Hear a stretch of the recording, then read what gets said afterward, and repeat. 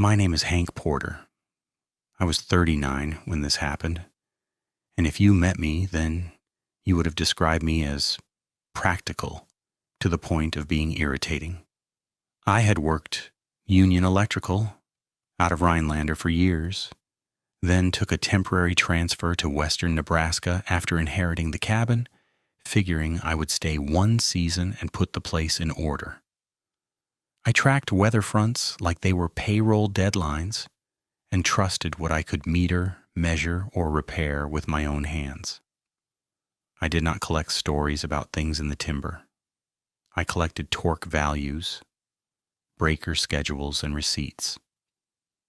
People who knew me used to joke that if a ghost ever showed up at my door, I would ask it to hold still so I could check voltage to ground. The cabin came to me because my Uncle Ray never had kids and never sold anything he could still patch. It sat in western Nebraska on a shallow rise below a pale sandstone escarpment locals called the Chalk Bluffs, with wind-carved faces that went bone white in moonlight and dirty cream at midday. The place was older than I was, cedar-sided, tin roof, 2 rooms, and a lean-to addition that had settled half an inch to the south. He had wired it in stages across 20 years, meaning half the circuits made perfect sense, and half looked like he had built them after 2 cups of black coffee and an argument with Common Code practice. I loved it on site. My weekday life was clean and structured. Up at 5, coffee in a steel thermos, dispatch calls by 6. First service stop by 7:30 if traffic behaved. The transfer had me running calls out of a contractor yard near Alliance, and I rented a plain 1-bedroom there during the week. Panel upgrades, emergency rewires, trench line checks, troubleshooting old farm shops where someone had spliced aluminum to copper and wrapped it in hope. I liked the work because electricity did not care about opinions. Either continuity held or it did not.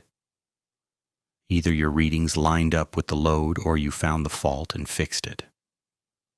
On Fridays, I wrapped jobs by late afternoon, loaded supplies into my truck, and drove north to the cabin with enough groceries for 2 days and a list of repairs folded in my breast pocket.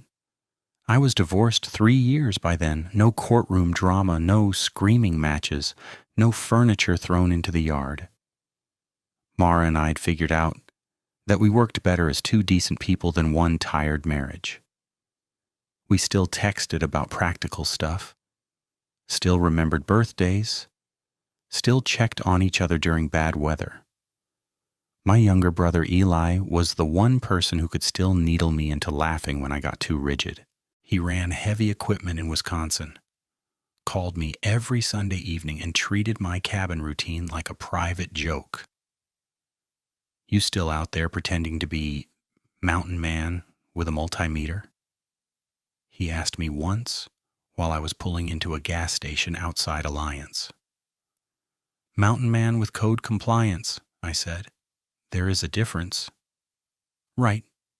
You chop wood and then label each log by moisture content.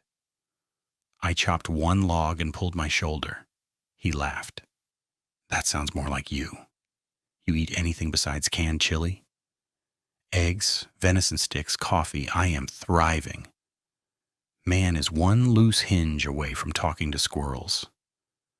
I do not talk to squirrels. I observe them for situational awareness.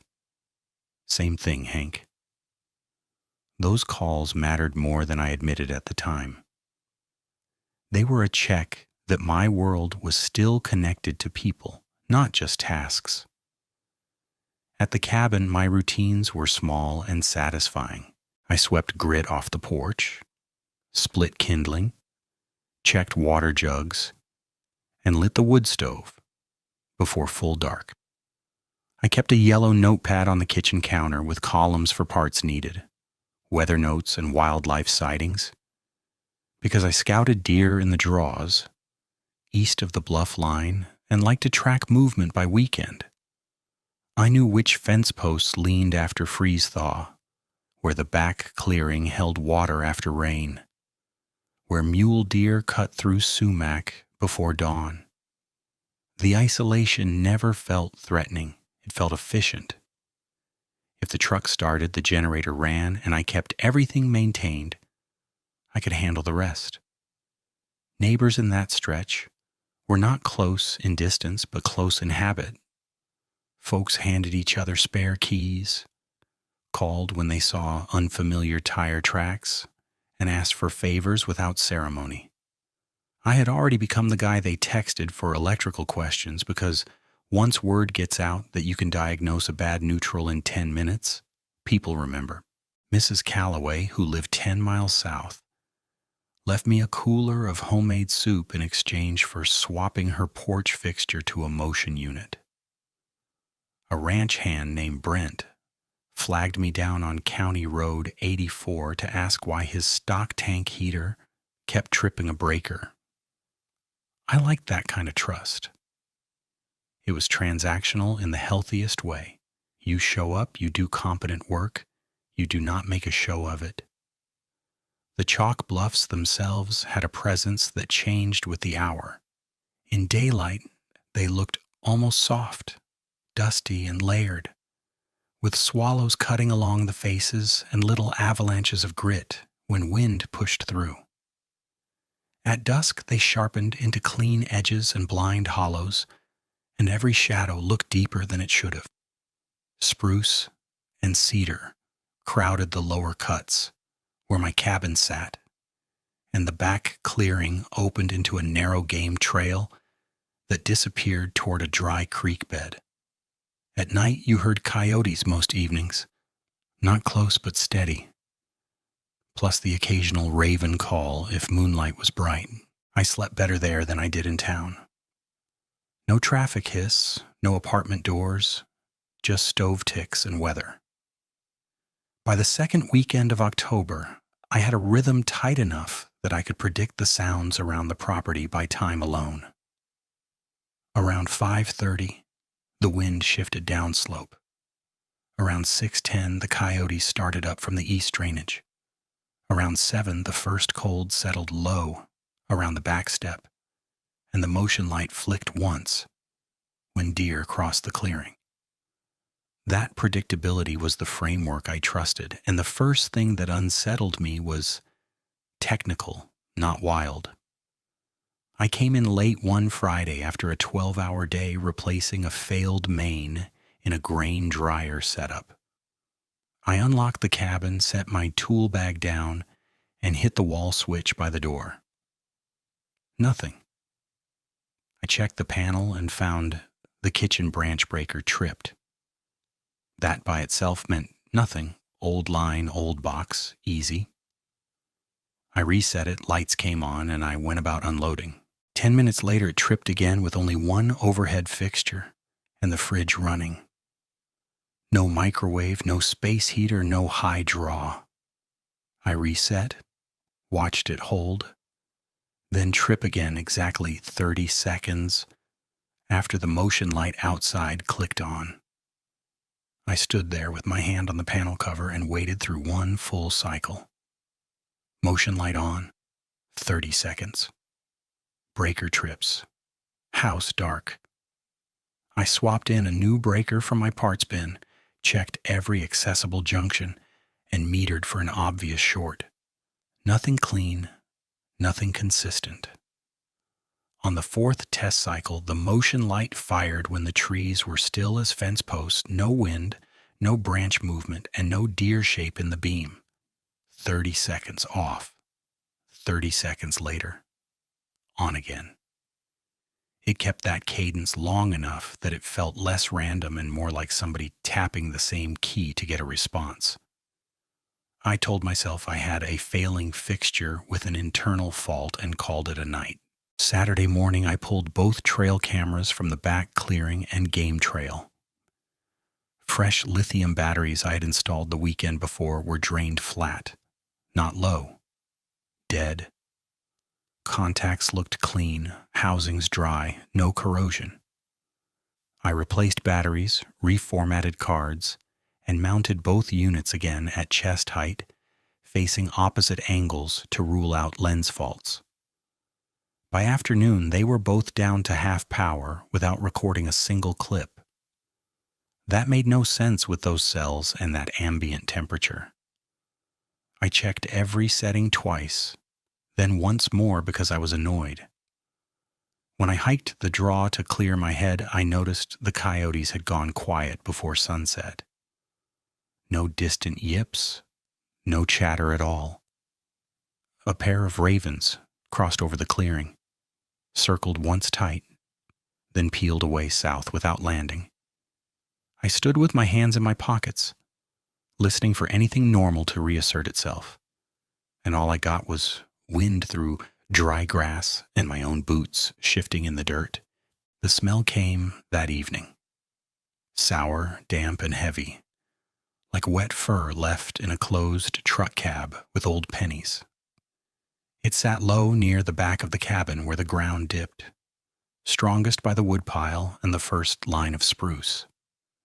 Cold air should have thinned it. It did not. I walked the perimeter with a flashlight, expecting to find a dead raccoon or something caught under brush. But the beam found nothing except needles, frost crust, and the pale trunks of saplings. I did what I always did under uncertainty. I decomposed the problem into parts and worked each part. Electrical first. I shut down the main, opened the fixture, checked insulation, rewired the motion sensor run, and moved the light to a new junction in case the original line had hidden damage. Camera system next. New units from a different brand, new cards, controlled battery set, all logged with install times on my notepad. Environmental variables after that. Temperature, wind direction, moon phase, animal activity. If there was a pattern, I planned to pin it down. That night, the motion light turned on at exactly the same interval. Sunday morning, I found tracks in the mud near the dry creek, where deer usually cut west. A short run of mule deer prints came down the trail in a normal stagger, then stopped and doubled back hard, deep toe digs showing sudden direction change. Beside them, pressed into wet silt, were two partial impressions that held me longer than I wanted to admit. Longer than a wolf track by a clear margin, narrow in the heel for bear. Toes set forward in a way that looked almost hand-like at first glance, then not, with claw tips cutting sharp at the front. I crouched and measured with my tape. I took photos with my phone and a ruler beside each print. I wrote dimensions down even though my handwriting had gone uneven. There were rational possibilities, and I cycled through them like troubleshooting steps. Distorted tracks from thaw and refreeze. Overlap from two animals, somebody's large dog running feral, a bear stepping weird on soft ground. I tried to convince myself that mud could lie if you wanted it to. I knew it could. Still, when I followed the line another 20 yards, the spacing changed abruptly, like whatever made them shifted from one gate to another in a single stride. 4 marks clustered close, then a long gap, then 2 deep strikes, almost in line. Late that afternoon, I called Eli from the porch while I watched the tree line. "Tell me I'm overthinking this," I said.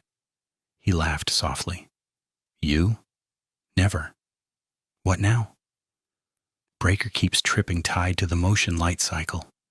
Cameras are draining batteries in hours. Weird tracks by the creek.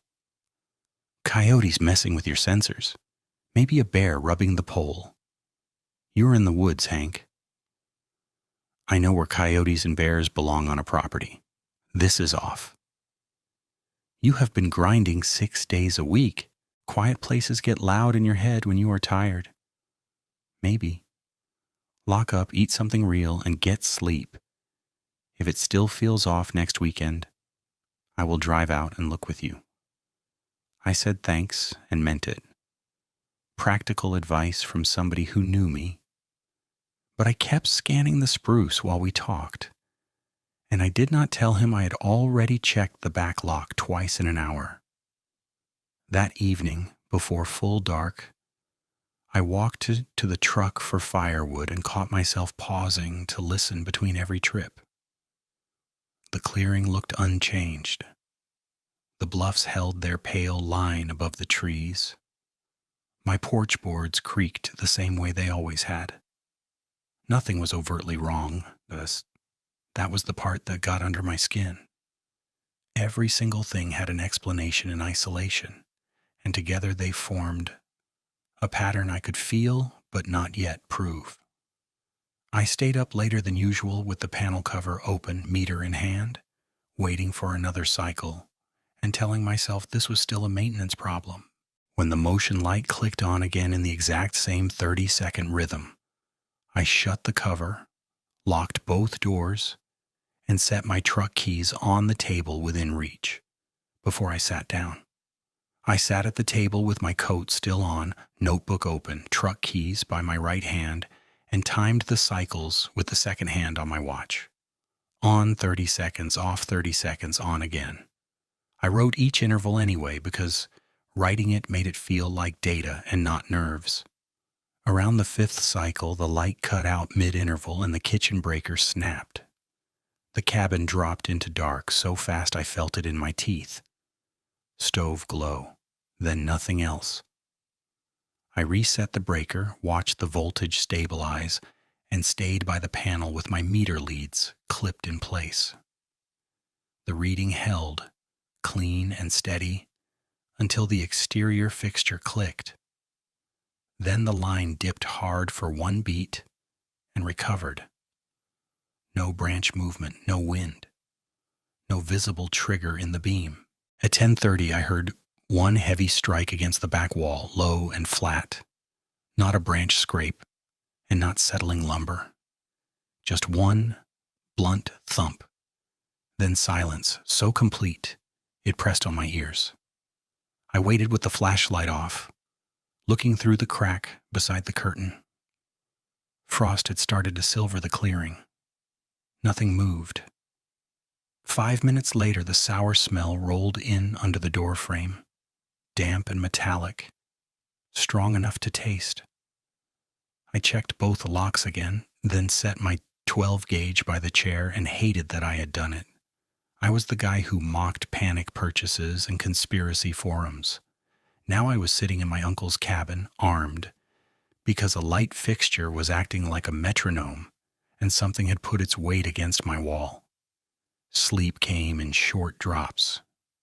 Each time I woke, I checked the watch and listened for normal sounds to return.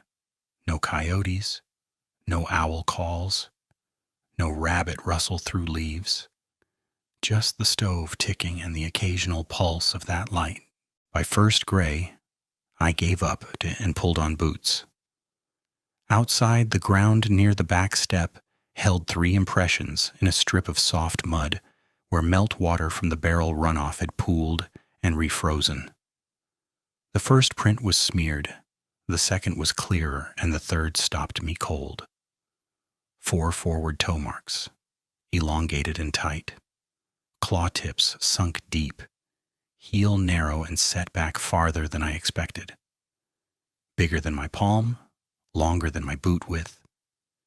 It looked like a canine track, stretched by somebody who didn't understand canine anatomy, except it had weight and depth and drag detail that no prank would fake at 4 a.m. I took photographs from multiple angles, then measured length, width, and depth with a tape and a carpenter pencil for scale. I bagged a soil sample because that is what you do when you still think the answer is going to be ordinary if you collect enough of it. Around the generator shed, I found 2 parallel scratches in the paint, each the length of my index finger, with bare metal bright under the scrape. The latch on the shed door had been tested hard enough to bend outward a fraction. Not broken, tested. I stood there longer than I should have, hand on the bent latch, trying to imagine any local animal doing that instead of simply walking away. By Tuesday night, after 3 work days in town and 2 more evenings at the cabin, I had added a second motion light on the opposite corner, independent circuit, separate breaker, different brand, and a plug-in line monitor logging every fluctuation on the cabin feed. I set a thin stripe of chalk dust and flour mix across the back threshold and another around the generator pad. Old contractor trick for seeing traffic when you do not trust footprints alone. The first night, it stayed clean. The second night, the generator ring showed disturbances that did not match raccoon or deer movement. A broad press, then 2 narrow strikes ahead of it, as if weight shifted from one structure to another. The cabin threshold line was untouched. Whatever was moving had not entered, but it had circled close enough to breathe on the walls. Thursday after sunset, I was driving in from Alliance with my headlights on low, through the cedar cut, radio down, watching for deer at the bend before the bluff spur. As I cleared the last rise, my beams swept the left tree line and caught 2 reflections at a height above my hood, maybe 7 feet off grade, where the ditch dipped. Amber green, tight and forward-facing. I hit the brake and they vanished. No turn, no obvious retreat. Just gone. I kept rolling at a crawl, heart hammering in my throat, and 20 yards later, those same reflections flashed again, farther left, between trunks where nothing that size should have moved that fast without sound. I stopped dead. They disappeared a second time. No branch crack, no brush push, no gravel shift. I stayed in the truck another full minute with both hands locked on the wheel before I forced myself to drive the rest of the way up. Inside, I shut the door, braced a chair under the knob even though I knew it was stupid, and called Eli. He picked up on the second ring. "You sound rough. What happened?" I just saw eyes in the timber, above hood height, twice, different positions, no sound. And I'm not guessing at that height, Eli. I am telling you where they sat in the beam.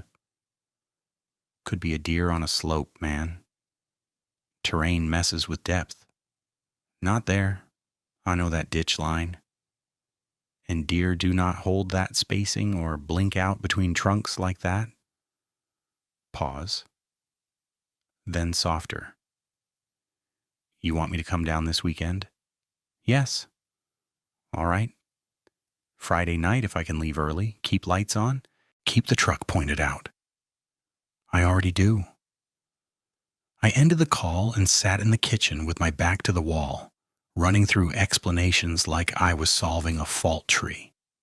Bear standing and dropping out of the beam. Feral dog pair, with eye reflection stacked by angle. Somebody trespassing with gear. Every path broke on the same points. Height, speed, silence, pattern. I told myself fear was contaminating the data. I told myself that twice, like repetition could turn it true. The next morning I went to the county office annex where the deputy rotated paperwork hours. Deputy Larkin was in his 50s, steady voice, clean desk. The kind of man who had heard every version of something strange in my pasture. I showed him printed photos of tracks, the bent latch, and the scrape lines on the shed. He looked them over and nodded. I can put a note in patrol log for extra drive-bys out your way. I'm asking what makes marks like this. Black bear, maybe. They can stand, they can reach high, and bad light makes them look wrong. This was not bad light, and these are not bear prints. Tracks and mud stretch. Freeze-thaw shifts shape. Folks see all kinds of things when they are out alone. I kept my voice even. So if I call in active threat, You call, we come, but right now this reads like wildlife activity and property nuisance. He was not mocking me, that was almost worse. He filed my pictures, gave me a case number, and moved to the next folder. I stopped at a farm supply store on the way back and bought plaster 2 steel trail camera boxes, fresh cards, and a long roll of survey tape. The clerk at checkout looked at the stack and said, "You losing equipment to thieves?" "Trying not to," I said. At the cabin, I built a grid. Camera A on the back clearing, camera B on the creek cut. Camera C angled at the generator shed with a lockbox and cable. I measured exact mounting heights in logged orientation by compass app and marked each location with flagged tape 10 yards out so I could check line of sight quickly. I repaired the latch, then added a second hasp. I ran a temporary line to a halogen work light on the rear corner and set it manual only, no sensor logic, no false trigger loops. If it came on, it would be because I switched it on. That mattered to me more than I can explain.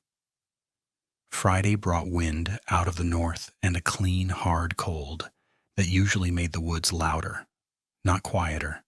By dusk, the silence had settled again, and the smell returned before full dark, hugging the back clearing. At 8, camera B dropped from full battery to 10% in under 20 minutes, while ambient temperature sat well above its operating minimum. At 8:30, camera A stopped recording mid-clip and rebooted itself 3 times. I checked connections, reseated cards, replaced batteries, and watched the same failures happen in sequence, as if something were draining or jamming by proximity. Technology failures are usually boring. This was not boring, it was targeted. Eli texted at 9:13 that a hydraulic line had blown on his dozer, and he would miss Friday drive. Saturday morning, maybe noon. I stared at that message for a long time and felt my jaw lock. I called Mara instead, mostly because I needed to hear somebody who knew my baseline. "You okay?" she asked right away. "I do not know. I am collecting evidence and getting nowhere. Tracks, power issues, cameras dying, eyes in the trees. I sound like a guy on late night radio, I know. You sound tired, not crazy, tired. I can work tired, this is different. Come back to town for a few nights. I need to lock this down first." You always say that when you're scared. I did not answer fast enough. She exhaled. "Hank, listen to me. Listen to, if your body is saying leave, leave. Pride is not a safety plan." After we hung up, I sat with that sentence longer than I wanted to. Pride is not a safety plan. She was right. But leaving without understanding felt like abandoning a live panel with the cover off and kids in the house. Saturday, just after dawn, I found the first cedar siding marks on the cabin wall behind the woodpile. 4 vertical scores, each deep enough to show pale wood under weather stain, starting a little above my shoulder and ending above head height. I measured from grade to the top of the highest mark, 6 feet, 1 inch. The spacing between grooves was uneven, not tool straight, and the entry cuts bit in with downward pressure. I ran my finger near the edges without touching and felt the tiny splinters standing up, where whatever made them had ripped out fast. No bear I had ever seen left marks like that on a vertical pass while also circling silently and tripping electrical timing like clockwork. I cast the cleanest print by the creek at noon, while sunlight still gave me detail. Mix, pour, wait, protect from wind.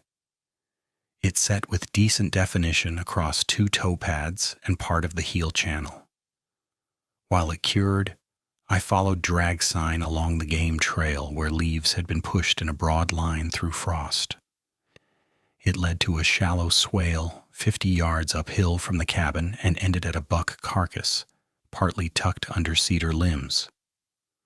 Not torn apart like coyote work, not opened like cat predation. The ribs on one side were caved inward, and the neck lay at an angle that suggested force from one concentrated bite or crush, then a drag uphill against grade. My stomach dropped so hard I had to brace on my knees. That was the first moment the word predatory settled in my head without argument. Not scavenger, not nuisance, active hunter. Close. I backed out the way I came, watching every line between trunks, and returned with my shotgun and a contractor tarp. I did not touch the carcass. I photographed it with distance markers and GPS stamp, then marked the approach path with survey tape for a later report. When I looked back toward the cabin, the back wall was visible through the trees, and I understood with complete clarity that whatever had dragged that buck could cover that distance in seconds, if it chose to. At 3:30, I called Deputy Larkin again and gave him coordinates, told him there was a fresh kill and probable large predator activity within sight line of a residence. He said, I can have wildlife notified, but response might be tomorrow. Tomorrow does not help me tonight. Do you have secure shelter? I have a cabin with claw marks at 6 feet. Silence then. Stay inside after dark. Keep exterior lights on. Do not approach the carcass. I already knew that. I understand. We will log it priority as soon as unit clears. He never said bear this time, but he did not say anything else either. By sundown, I had moved the truck to face downhill for a fast exit, staged a go bag by the door, and set every tool and weapon where I could reach it without thinking. The halogen on the rear corner threw a hard white lane across the clearing, and beyond that lane the timber turned into stacked black. I stood at the window with the house lights off, watching steam from my own breath fog the glass, and listened as the woods stayed silent in a way that felt less like emptiness and more like something holding position. I stayed at the window with one hand on the sill and the other wrapped around the shotgun grip, forcing myself to breathe quietly through my nose so I could hear past my own pulse. The halogen lane behind the cabin held steady, a hard white rectangle over frost and dead grass. And beyond that line, the spruce trunks stacked together into a black wall that swallowed detail. The smell thickened again, wet fur and metal, and it slid in waves, like it had weight. I watched for deer eyes near the ground, rabbit movement, any ordinary sign that the woods were still behaving like woods. Nothing gave me that. About 20 minutes after full dark, the right edge of the light lane seemed to tighten. That is the best way I can describe it. My eyes adjusted and 2 points of reflection lifted out of the timber, amber green and fixed, spaced wider than a coyote and higher than any deer head should have been in that section of clearing. I did not jerk or gasp. I went still in a way that hurt. I knew that backlined by reference marks I had made myself. A split cedar post sat there at a little over 4 feet. Those reflections were at least 2 feet above it. I told myself, slope. I told myself, branch angle. I told myself I was mapping one thing onto another because I expected trouble, and my brain wanted a shape to fit. I eased the window latch up 1/2 inch and looked along the porch rail to check grade, because if the ditch dropped hard enough, I could be misreading elevation. It did not. Not there. The ground held mostly level for 15 yards before the drop. The eyes did not bob like a deer. They did not blink often. They held me with that flat, direct attention predators use when they have settled on a target and are deciding distance. My mouth went dry so fast my tongue stuck to my teeth. I moved backward without taking my eyes off the window, reached for the flashlight on the table and clicked it on low, then high, then off again, when the reflected points vanished between one breath and the next. No branch crack, no run-through brush, just absent. I swept the beam anyway, left to right, catching pale bark and frost and the edge of the woodpile. Nothing living. The halogen hummed behind me.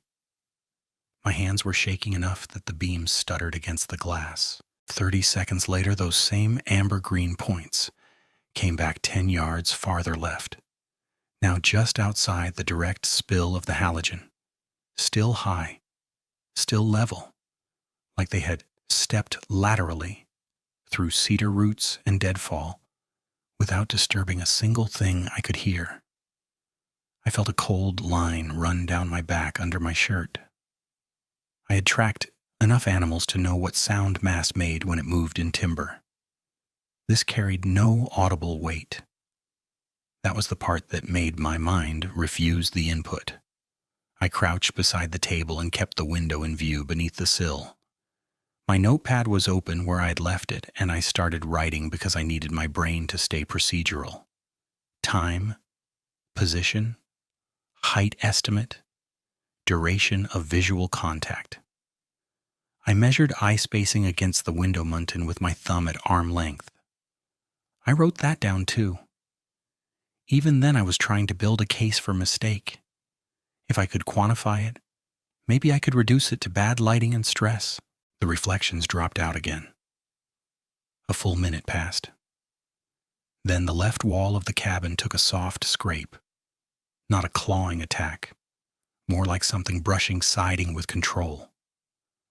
I turned toward the sound, listened, and heard 3 slow impacts in the leaves beside the generator path. Heavy, placed. Then silence again.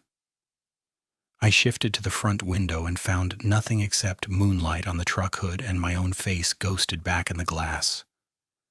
At 9:40, I called the non-emergency line and got dispatch, gave my name, case number, and exact location. I kept it plain. I have visual on large eye shine repeatedly, at estimated 6 to 7 feet, I said. Movement is quiet and deliberate. Property has fresh predation evidence and structural marks from today. The dispatcher asked, "Are you currently inside and secure?" "Yes." "Any direct contact with person or animal?" "Visual only. Something is circling." "Unit is tied up west of you."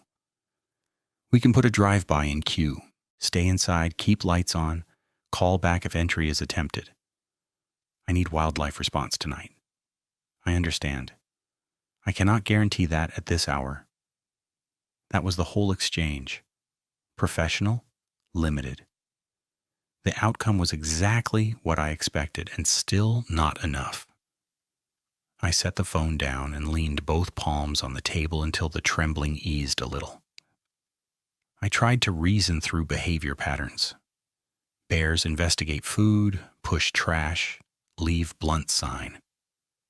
Big cats keep lower profiles and avoid prolonged visible eye contact with lit structures. Wolves do not stand that high and hold still like that near occupied buildings unless something is very wrong. The underlying problem was that each explanation handled one variable and collapsed under the others. Height, silence, repeated repositioning, and that focused stare didn't sit inside one known profile. Just after 10:30, the motion light on the far corner flicked once, even though I had killed its breaker earlier. The bulb flashed weak and orange, then died. The halogen stayed on from generator supply. I felt my scalp tighten. I had isolated that circuit myself. There was no clean electrical path for that fixture to pulse. I checked the panel anyway because habit outran fear for a moment and found 2 breakers tripped that had no overload connected. I reset neither. I left them down and returned to the window with the shotgun. The eyes appeared for a third sustained interval, now closer to the woodpile, and they were not just reflecting ambient light. They seemed to catch and hold it, as if the tapetum layer was deeper than any canine I had seen in my life. They shifted angle once, and I got a thin crescent of profile around them. Not enough to define head shape, only the impression of height over bulk. I could not see a body. I could see where the body should have blocked starlight, and even that gap was wrong. Too tall and narrow at the neckline for bear. I did not fire. I considered it, finger indexed along the guard. But I could not justify shooting at eyes without a clear body line and safe backdrop. I am not reckless with rounds, and panic does not change ballistics. I took 3 steps back from the window, moved to the kitchen side, and waited with the door to the bedroom open as a fallback angle. My heart was slamming hard enough to make my hearing pulse. Every few seconds I would get a faint click of claw on stone or the low whisper of grass, brushing something large. An hour crawled by like that. The eyes came and went at different points along the rear line, never crossing fully into open ground, never dropping to a natural browsing height, never giving me enough shape to settle the argument in my head. Around midnight, clouds thinned, and moonlight strengthened, turning the chalk bluffs above the cabin into a pale, almost luminous wall I could see through breaks in the trees.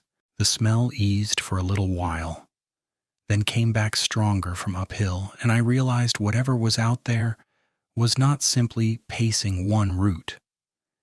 It was testing arcs around the structure. I stayed inside until I heard the truck alarm chirp once on its own, a short electronic blip that cut through the dark and stopped. I had locked the truck manually with the fob on the table.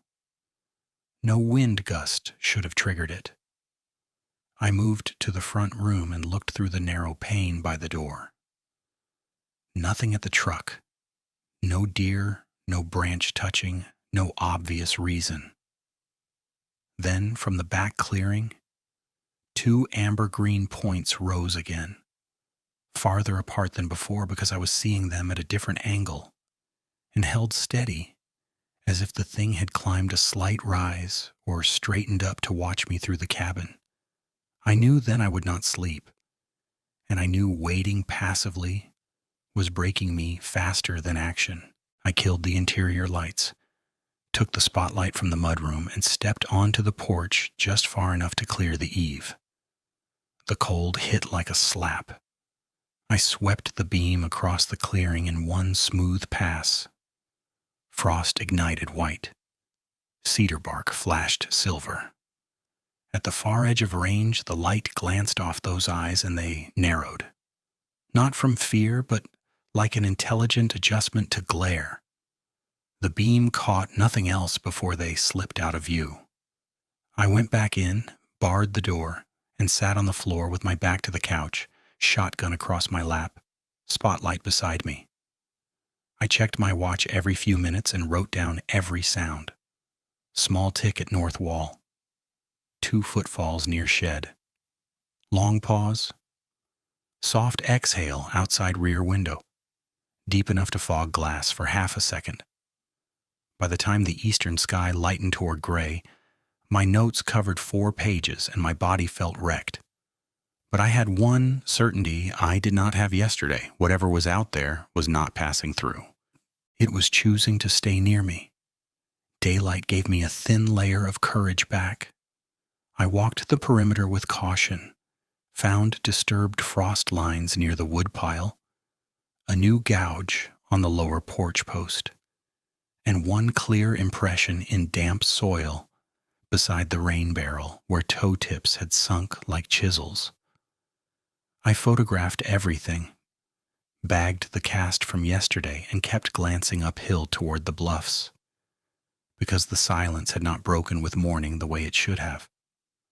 No coyote chatter, no rabbit tracks newly crossing my prints. Even birds kept distance from the back clearing. By late afternoon, I had convinced myself I needed one more clean observation before leaving for town. That sounds foolish now, but in the moment I still believed evidence could make the decision simple. If I got a definitive animal profile, I could hand it to wildlife and walk away. If I got nothing, maybe exhaustion had amplified ordinary events. So I stayed through sunset with the truck loaded, go bag on the seat, and keys in my jacket. I kept the halogen lane ready and checked fuel in the generator twice. Moonrise came early and bright, and the chalk bluffs lit up in broad bands of pale stone above dark timber. The contrast was strong enough that the erosion marker post on the upper trail stood out clear. A vertical line I had measured at just over 8 feet in summer when I replaced its reflective tape. I was on the back porch scanning that line when movement crossed the bluff face from right to left. Not fast, just deliberate, and every part of me locked. At first it looked like a man carrying a heavy pack. Then scale snapped into place against the marker post, and my stomach dropped. The top of the moving form tracked near the post height while hunched, not upright. Shoulders were massively broad, torso deep through the chest, and the forward angle of its upper body gave it a predatory profile that no human stride carries. The legs bent wrong at the lower segment, a digitigrade set that lengthened each step, then shortened suddenly when it negotiated broken ground. It did not sway like a person under load. It flowed and checked and flowed again, as if every foothold was pre-computed. I crouched behind the porch rail and watched through the gap, where 2 boards had warped apart. Moonlight rimmed the upper outline in silver, enough for contour but not detail. I could see one arm swing low and then lift, long forelimb proportioned heavier than a man's, ending in a hand shape that opened against the bluff edge before it dropped into shadow again. The head sat forward on an upright neck, muzzle projecting in profile for 1 second as it turned slightly downslope. Not bear. Bears carry neck and shoulder mass differently, and they do not maintain that bipedal gait over that distance without dropping. The thing paused near a scrub outcrop and scanned below, and I had the clear physical sensation of being found from 200 yards. Not seen by chance, located. It resumed movement with 3 long strides and disappeared behind a stand of cedar at the base of the bluff, heading toward the drainage that fed directly behind my cabin. I waited for branch noise, rock slide, anything. The hill stayed quiet. I backed into the cabin, shut the door without letting the latch click loud, and moved to the window above the sink where I could watch the drainage entry. My hands were numb though the stove was hot. I told myself there could be an optical illusion with moon shadow and terrain layering. I told myself fatigue could stretch shapes and distort stride perception. I told myself this was one large bear, moving in intermittent upright posture on a pale background that exaggerated height. Each version sounded thinner than the last, like wire pulled past yield. 10 minutes passed. Then I caught movement at tree level 50 yards out. Lower now, mostly hidden, but the same mass and shoulder width threading between trunks toward the back clearing. The halogen lane carved a bright threshold through frost, and the shape stopped just beyond it, where light fell off. I could not see face detail. I could see a silhouette that stood too tall and too controlled for any explanation I trusted yesterday. I gripped the counter hard enough my knuckles hurt and kept talking under my breath. Not prayers, just instructions. Stay inside. Keep line of sight. Do not waste rounds. Keep exit path clear. My voice sounded unfamiliar in that kitchen, flat and thin. Outside, the silhouette shifted once, weight rolling from one leg to the other with a balance that looked practiced, then eased back into dark without hurry, like it knew exactly how far it needed to reveal itself to do damage. I remained at that window until my eyes burned. Nothing reappeared in full, only suggestion at the edge of timber and one brief glint at head height that vanished when I moved the beam. By the time midnight pushed close again, I had written 6 different rational explanations in my notebook and crossed out everyone. I sat at the table, staring at the page, and tried one more time to convince myself I had not just watched something that should not exist, walk across the chalk bluffs, and choose my cabin as its line of approach. The pen slipped in my fingers because my hands would not stay dry, and that tiny loss of grip startled me more than it should have. I set the notebook aside, reached for the spotlight, and moved to the back door in socks, so the floorboards would stay quiet. I did not open it. I pressed my eye to the narrow pane and let the beam rest, pointed down at the threshold, off for now, ready to kick on if I needed it. Outside, the halogen kept washing the clearing in harsh white, and the dark beyond looked thick enough to hide machinery. A low sound rolled through the trees, not loud, more felt than heard, like somebody dragging a heavy cabinet across a concrete floor far away. It came in one pulse, paused, then came again, deeper. My chest tightened around it before my ears caught up. I had spent enough years around generators, transformers, and diesel engines to recognize mechanical vibration. This was not mechanical. It had breath in it. I edged to the sink window because it gave me a wider angle on the spruce line. For a while, I saw nothing but branch clutter and moonlit frost. Then one trunk at the far right shifted by a fraction, and I realized it was not trunk. It was shoulder. A mass detached from shadow and stopped with most of its body still screened behind 2 trees, exactly where crosslight from the halogen and moon gave it the least detail. It was not blundering around. It was choosing cover. I clicked the spotlight on and snapped it toward that gap. The beam caught bark, then fur, then a head turning hard away from direct glare. 40 yards, maybe a little less. I saw an elongated snout in profile, black nose wet in the light, upper lip lifting enough to show teeth longer than a wolf's, and set in a jaw too deep for a coyote or dog. High ears tracked independently for a second. One canted toward me, one scanning left. White vapor punched from its nostrils in hard bursts, not drifting breath. Forced exhale. My knees nearly buckled, and I had to lean my shoulder into the cabinet to stay upright. Fur along its upper back and shoulders was dark and matted, clumped in ridges like it had dried and re-wetted repeatedly. Lower on the forearm, the hair changed texture, shorter and slicker over thick muscle that moved under skin with a near-human articulation at the elbow. One hand, and it was a hand no matter what argument I tried to make, reached out and braced on a spruce trunk. The fingers were too long, ending in curved black claws that sank into bark and held. I swept the beam down, trying to force the image into a known animal by checking legs, joint angles, anything. The hind limbs were built for digitigrade stride, hocks high and spring-loaded. But when it shifted over deadfall, it flattened one step in a way that looked unnervingly close to a man navigating rough ground. It switched between those mechanics without hesitation.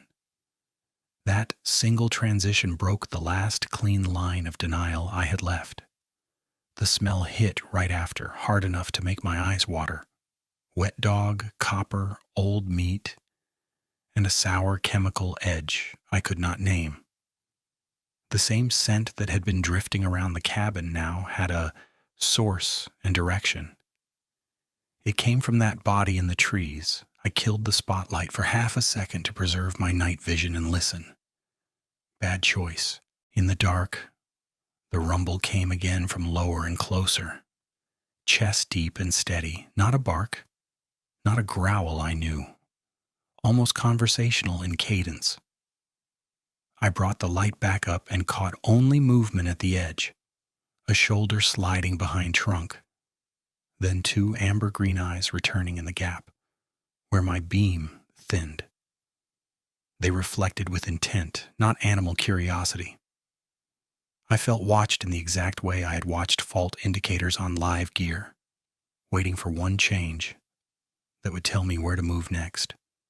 I backed away from the window and shouldered the shotgun. I did not open the door. I did not fire through glass. I moved to the side wall where I had a clear lane through the warped porch boards and used the gap as a sighting point.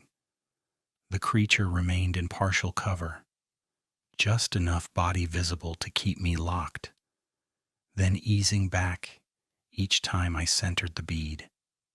It understood line of fire. That thought landed so hard, my hands went cold. By 2 a.m, the moon had slid west, and the halogen lane cast longer shadows across the clearing, making every stump look like a crouched shape. I stayed in that corner, shifting between windows, counting breaths to keep from spiraling. At one point, I heard claws click lightly on the generator shed roof. 3 taps, then silence. The shed sat on the opposite side of the cabin from where I had last seen it. No approach noise, no brush crash, just taps overhead and then that smell pouring around the eaves. I called dispatch again, voice lower than normal because I was trying not to shake into the phone. Case number 0784. It is back. I have visual details now. Large upright canine morphology, approximately 7-foot range when raised, aggressive proximity. The dispatcher said, Unit completed a pass on County Road 84 at 0130 and observed no vehicle activity near your drive. Nearest deputy is 25 minutes out if emergency response is upgraded. Has it attempted entry? Not entry. Circling. Testing lines. Stay inside, secure, and call immediately if you hear forced access. I looked at the window where those eyes had just been and said, You need that logged exactly. It is logged. That was all they could give me, and the strange part was I did not blame them. I did not have language that made this legible inside their system either. Somewhere after that call, a new sound started near the back porch steps. A slow scrape, like heavy nails, dragged once across treated wood, then lifted. I angled the spotlight through the side pane and froze. The beam caught part of the creature at the bottom of the steps, only from shoulder to forearm before it withdrew. In that flash, I saw saliva threading from the side of its mouth as it turned, catching light in thin strings. I saw the shoulder roll, where one patch of fur was thinner, exposing gray skin and old scar tissue beneath. I saw one claw bite into the porch post and leave fresh, pale gouges as it pivoted away. I did not remember deciding to rack a shell, but the action snapped loud in the room and echoed off the stovepipe. The creature halted out of sight. Then came that rumble again, closer, followed by one deliberate thud against the lowest stair. Not a charge, a test.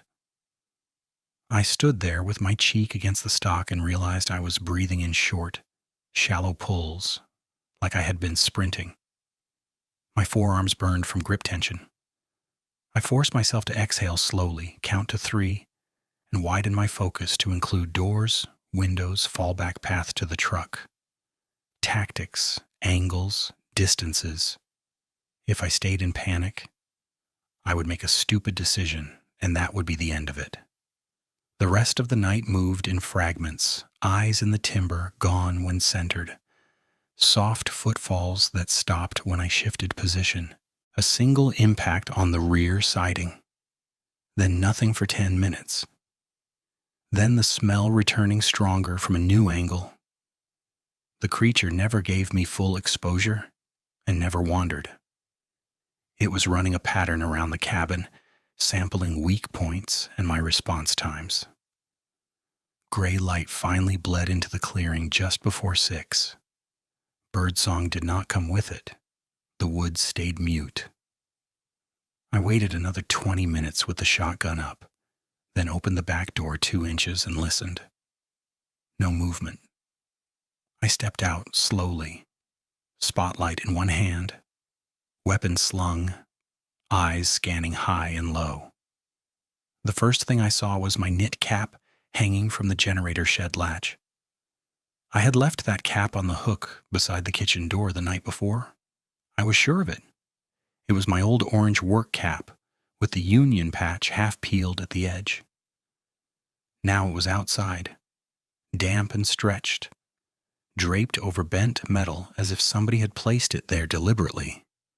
2 parallel tiers ran through the brim. The fabric smelled like that same sour musk. I checked the door hook inside.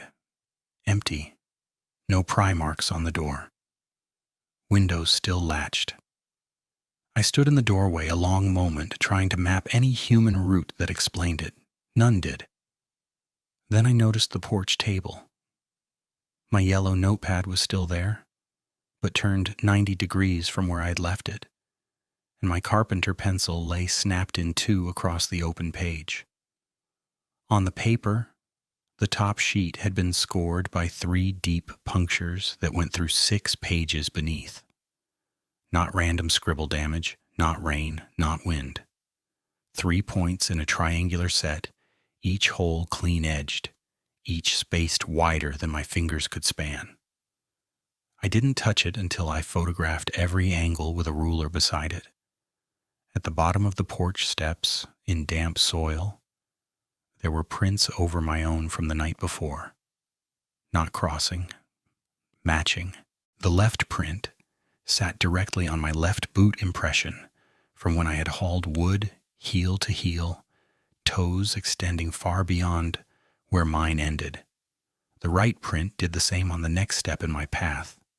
I followed that line 3 yards and found where it peeled off toward the truck, then back toward the window I usually watched from inside.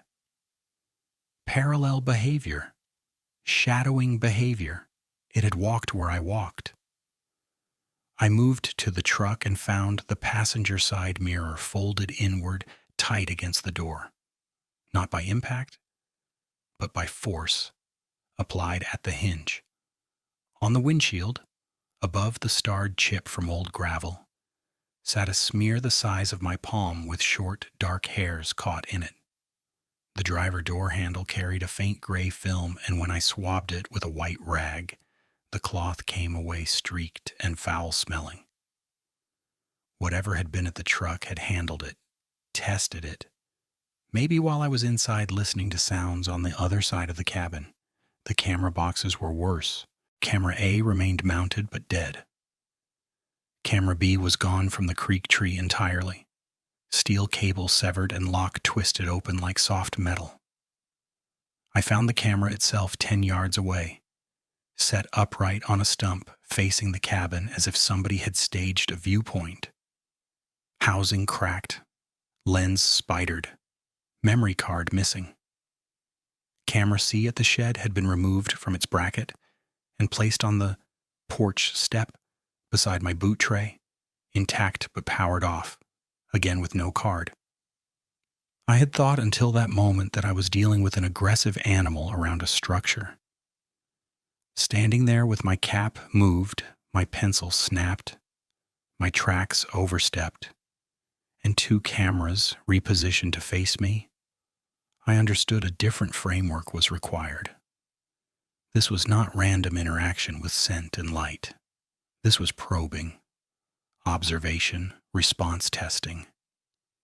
I was not just inside its territory, I was being managed inside it. I packed fast but methodical. Casts into padded crate, phone backup battery, charger, paperwork, both camera bodies, swabs in zip bags, notepad wrapped in a contractor bag so the punctured pages would not smear. I took close shots of every mark and item before moving them, because some part of me still wanted an evidence chain that would hold together under scrutiny. Another part of me, the part with adrenaline burning through my limbs, wanted four walls and traffic noise between me and that clearing. As I loaded the last tote into the truck bed, a sound came from uphill near the first spruce line. One short rumble, not loud, not rushed, more like a reminder. I looked up and caught movement between trunks, only partial again. Side of a head, one ear, the curve of a muzzle withdrawing behind bark. Then one amber-green eye found me through the gap and held for a heartbeat before slipping out of sight. No charge, no bluff rush, just that deliberate contact, like it wanted me to know it had been there the entire time I was packing. I got in the truck, locked both doors, and started down the grade without waiting for the engine to warm. Halfway to the county road, I realized my hands were shaking so badly, the steering wheel vibrated under my grip. I did not turn on the radio. I did not call anyone yet.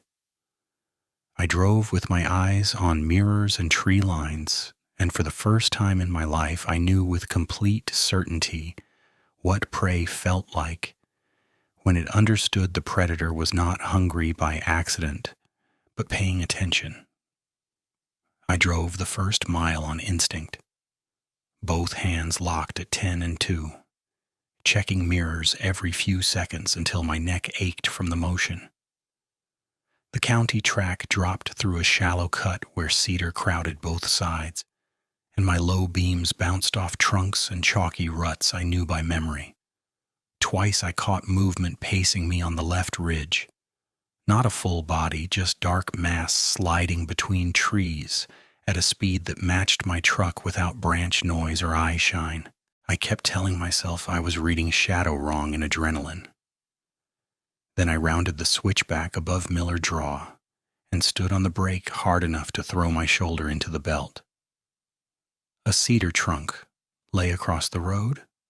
Fresh brake. Needles still green. Base too thick for me to drag alone. It had not been there an hour earlier. The cut face was not chainsaw smooth, and not windfall splinter either. It looked twisted apart. I sat there in gear with the engine idling and felt the situation close around me in one clean step. Behind me was the blind curve and tight shoulder. Ahead was blocked. Off-road to either side meant a rollover risk in loose chalk and scrub. I grabbed my phone. No service. One bar blinked, then dropped to nothing. I tried anyway, first dispatch, then Eli, then Mara. Dispatch rang once and failed. Eli went straight to voicemail. Mara connected long enough for me to hear static and her saying my name. Then the line died. I slammed the phone onto the seat harder than I meant to, and heard a thud on the truck bed cover, heavy and deliberate, from somewhere above and behind the cab. I did not look right away. I counted to 2, then checked the rear view. Nothing on the cover. No branch overhang above me, just dark timber and my own tail lights, bleeding red on dust. I had one decision that made tactical sense. The cabin had walls, light, staged gear, and lines of fire I knew. The road had none of that. I shifted to reverse, backed uphill around the curve in short, controlled bursts, and felt another impact hit the passenger side of the bed hard enough to rock the truck. Something moved through the trees parallel to me, keeping pace just beyond the shoulder where my mirrors couldn't hold it for more than a fraction of a second. My breathing got ragged.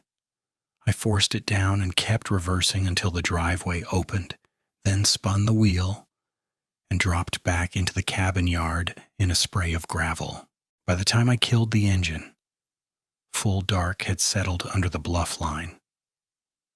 I locked the truck, grabbed the 12-gauge, my sidearm, a box of shells, and the Red Road flare kit from under the rear seat, then ran for the porch. Inside, I shut the door, threw the bar, and stood in the kitchen listening. Nothing for 6 beats. Then a low rumble from the north tree line, close enough to vibrate the sink window. I got 1 bar by holding the phone against the back window frame. I called dispatch and kept my voice level by force. "This is Hank Porter, case 0784, active threat at my cabin. Large unidentified predator, repeated approach, road out blocked by a fresh downed cedar. I am pinned in." The dispatcher answered fast this time. "Mr. Porter, stay inside. Unit is en route from Alliance side, estimated 40 minutes if roads are clear. Are you injured?" "Not yet. It is testing the structure and vehicle. Do not go outside unless evacuation is unavoidable. If it breaches, I am moving to truck and leaving lights out."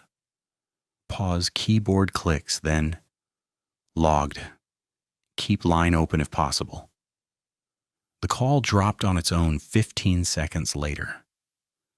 40 minutes in that house felt like a number from a different universe.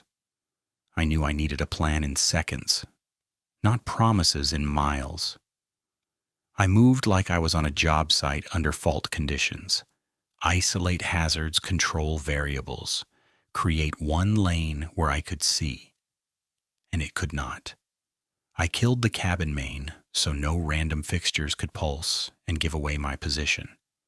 I rerouted the generator feed to the backup halogen rig I had pre-wired on a dedicated switch. I dragged 2 5-gallon cans from the shed, sloshed a controlled line of fuel across the brush pile I had stacked for fall cleanup, and left a dry path to the truck. I staged the road flare on the porch rail. I cracked the back door and watched the clearing.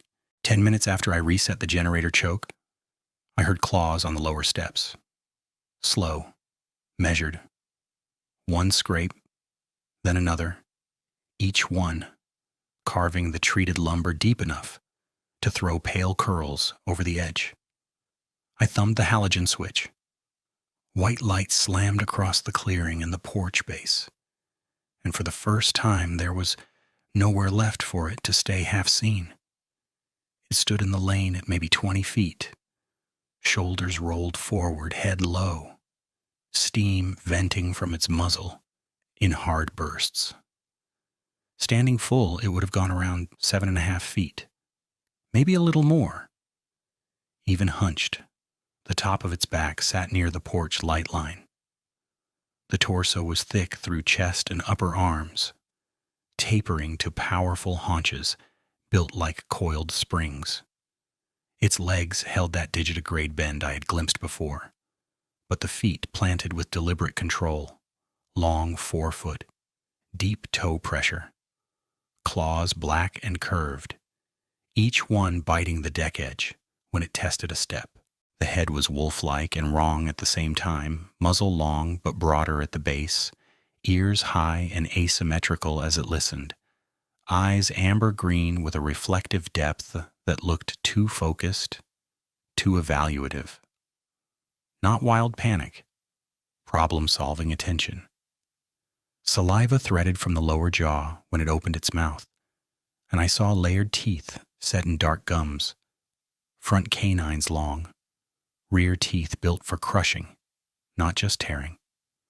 Fur along the shoulders and spine was dark, matted in ridges, while the forearms showed shorter, slick hair over dense muscle. On the right shoulder under the coat, I caught a patch where fur thinned over old scar tissue, gray and puckered. Its neck was unnervingly upright, giving the head a human-adjacent range of motion as it tracked me through the door glass, then the window, then back to the door without moving its feet. The smell hit full force in the light lane. Wet fur, copper, and rot layered together so thick it sat in the back of my throat. It exhaled and the glass fogged from 6 feet away. Then it placed one hand on the porch post and squeezed. Wood creaked. 3 new gouges appeared under its claws. I fired my first round into open air over the rail, a warning shot meant to shock, not wound. The blast punched my ears flat in the enclosed porch and threw sparks from the muzzle. It flinched back 1 step, not from pain, from noise and light. I fired a second into the deck railing near its feet. Splinters jumped. It recoiled harder, lips peeling, chest rumble spiking into a sound that shook the window latch. For 1 second, I thought the pressure wave might break its approach. It did not. It dropped lower, shifted left, and came fast along the edge of the porch, where my angle narrowed. I grabbed the flare, struck it, and threw it into the gasoline-soaked brush pile. Fire took in a whoosh and rolled up in orange heat, smoke punching sideways with the wind and creating the barrier I wanted between porch and open clearing. The creature checked at the flame line, eyes narrowing, then paced along the edge, searching for a gap. I backed to the doorway, keeping muzzle up, and felt the old floorboard dip under my heel exactly where I knew it would. That tiny familiar detail kept me from freezing. It found the gap at the thin end of the burn where the grass was sparse and lunged through smoke in one committed rush. I fired at the shoulder on the move and caught a glancing hit high on the right side. The impact turned it, not enough to stop it. It slammed the porch steps, claws ripping strips from wood, and came up toward me with jaws open. I fired again into the same shoulder at close range. That shot landed deeper, and the recoil drove me backward into the doorframe. The creature stumbled half a step, weight shifting wrong on the right forelimb. It snapped at the air where my arm had been a heartbeat earlier and hit the porch rail instead, shattering a section clean off. I ran for the truck. I hit the top step, slipped on frost and ash, and went down hard on my left side, ribs smacking the corner of the planter box, hard enough to flash white in my vision. I pushed up, half crawled, half ran to the driver door, yanked it open, and threw myself inside. The creature hit the hood a split second later with a weight that crushed metal inward and starred the windshield in a spider web, from top center to passenger side. 1 claw punched through near the A-pillar and raked across my forearm as I hauled the door shut. Heat, then wet warmth, then pain all at once. I jammed the key, caught ignition on the second turn, and dropped into reverse without headlights. The truck kicked backward down the grade, tires spinning in loose chalk before they bit. Through the fractured windshield, I saw the creature drop from the hood and pace 2 strides after me, then stop at the edge of the firelight, shoulder angled, steam pumping from its muzzle. It did not collapse. It did not retreat in panic. It watched. I kept reversing until the porch lights vanished behind the curve, then swung forward and drove blind by memory, killing speed only enough to keep the wheels under me through the washboard descent. Branches slapped both sides as I cut through brush to bypass the blocked switchback. The truck bounced hard into a rut, and my ribs lit up so sharply I nearly blacked out. I bit down and kept the pedal steady. At the county road, I risked headlights and pointed south, one hand on the wheel, one pressed to my bleeding forearm with a shop rag from the seat pocket. My hearing on the right side had gone dull from the close shots. Every passing fence post in the beams looked like a standing shape until I forced my eyes to refocus. I checked mirrors at every straightaway. Nothing followed in open ground, but I did not relax once. 3 days earlier, I would have said the idea of being hunted by something like that belonged in stories told around bad coffee and worse whiskey. Driving out of those bluffs with glass dust on my lap, smoke in my lungs, and claw cuts burning down to the wrist, I was past arguments. I had seen it in full light, measured against known marks, close enough to smell its breath and hear its claws in lumber. Whatever it was, it had tested me, cornered me, and then come to kill me when it committed. I made the gas station at Lakeside on fumes, shaking so hard I missed the card slot twice. And when the clerk asked if I'd hit a deer, I could only shake my head and say, "Call emergency, now." The clerk came around the counter before I could ask twice, took one look at my arm and the windshield glass dust on my jacket, and guided me onto a plastic chair by the ice freezer. He smelled like fryer oil and coffee. I smelled like smoke, gasoline, and that musk that would not leave my clothes. He pressed a stack of paper towels into my hand and kept saying, "Stay with me, Hank. Stay right here," while he relayed my location to emergency dispatch. My fingers would not close right, and blood kept working through the towel where the claw had opened my forearm. When the ambulance lights finally washed the pumps red and blue, the relief hit so hard I almost passed out. I remember the medic cutting my sleeve, asking what animal did it, and me saying, "I do not have a name that fits." In the emergency room at Alliance, they cleaned grit out of the wound, closed the deeper tear with stitches, wrapped my ribs, and sent me for imaging. Hairline crack on 2 ribs, heavy bruising across my side, hearing loss on the right from close gunfire, no punctured lung. A nurse bagged my clothes because they were contaminated with fuel and blood, then asked if I wanted them discarded. I told her no, keep everything. I needed chain of custody in my own head, even if nobody else cared. Nobody. Around 4 a.m, I sat upright in a narrow hospital bed with a blanket over my shoulders and jerked awake every time a cartwheel rattled in the hall, convinced it was claws on porch boards. I didn't sleep more than 10 minutes at a stretch for 2 full days. Every time I closed my eyes, I saw it cresting the steps through firelight. I called Eli from the room while the sky was turning gray over the parking lot. He answered on the first ring, and I heard his truck turn signal ticking in the background. "You're alive," he said, voice too tight. "Yeah, barely." "What happened?" I stared at the bandage on my arm. "Everything I told you, but up close, full view. It hit the truck. It hit me." He was quiet for 2 seconds, then said, "I am driving down. I do not care how long it takes.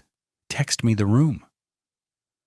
Mara called 20 minutes later after the hospital contacted my emergency number list.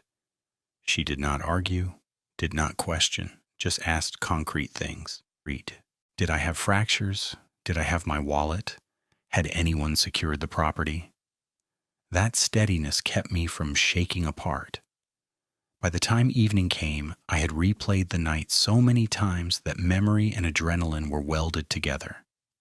3 days later, with my arm redressed and my side strapped, I sat across from Deputy Larkin at the county office and filed a limited report. Property damage, blocked road by felled cedar, predation event near residence, assault by large, unidentified predator. I handed over printed photos, tracks with ruler scale, siding gouges at 6 feet 1 inch, punctured notepad pages, my cap on the shed latch, deck damage, broken railing, windshield strike pattern, and the swab bag from the truck handle. I also turned in one intact plaster cast and noted that the second partial cast had fractured during transport when I braked hard on Washboard Road. Larkin studied each photo longer than he had before. His face gave nothing away. "You want my official classification?" he asked. "I want your honest one." He folded his hands. "Officially probable bear involvement with unusual behavior under stressors. Unofficially, I think you should sell that parcel." "That is all?" "That is what I can put on paper." He slid the case sheet toward me. "I logged your dispatch calls, the blocked road note, and your injury report. Wildlife was notified. Wildlife officers visited the cabin the next day while I stayed in town. Their write-up came back with phrases like mixed sign, fire disturbance, and inconclusive track morphology, due substrate distortion. The buck carcass I had flagged was gone, dragline obliterated by scavengers and wind. The cedar trunk on the road had been moved to the shoulder by county equipment before full documentation. Camera A and C had their cards missing as I reported. Older cards from prior weekends were recovered from my gear tote but corrupted, with unreadable sectors where clips should have been. I paid a data recovery shop in Scottsbluff to try anyway. They called me a week later and said the same thing. Fragmented files, no salvageable footage, timestamps present with no image stream. I noted their invoice and attached it to my file because even failed analysis is an outcome. By mid-November, I drove back once with Eli in daylight to collect the last of Uncle Ray's things. We moved quick and talked little while we loaded tools, family photos, and the cedar chest from the bedroom. The porch post still carried fresh claw gouges under the soot line. Eli stood there with his hand near one mark without touching it. "I thought you were spun up from stress," he said finally. "I was wrong." I nodded. "I wanted you to be right." He looked toward the tree line and kept his voice low. "You ever going alone again?" "No." That answer cost me more than I expected. Solo weekends in timber had been the cleanest part of my life for years. Letting that go felt like losing a language I'd spoken since I was a kid. Within 2 months, I sold the cabin parcel below market to a cash buyer who wanted hunting land and signed a disclosure about prior predator activity. At closing, the title clerk asked if I was sure about the price. I said yes and signed anyway. I kept only what mattered.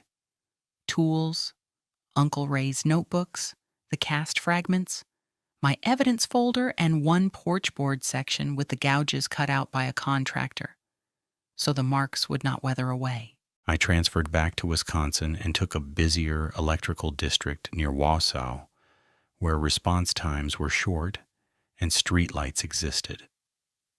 My new rental sat on the edge of town with neighbors in sight.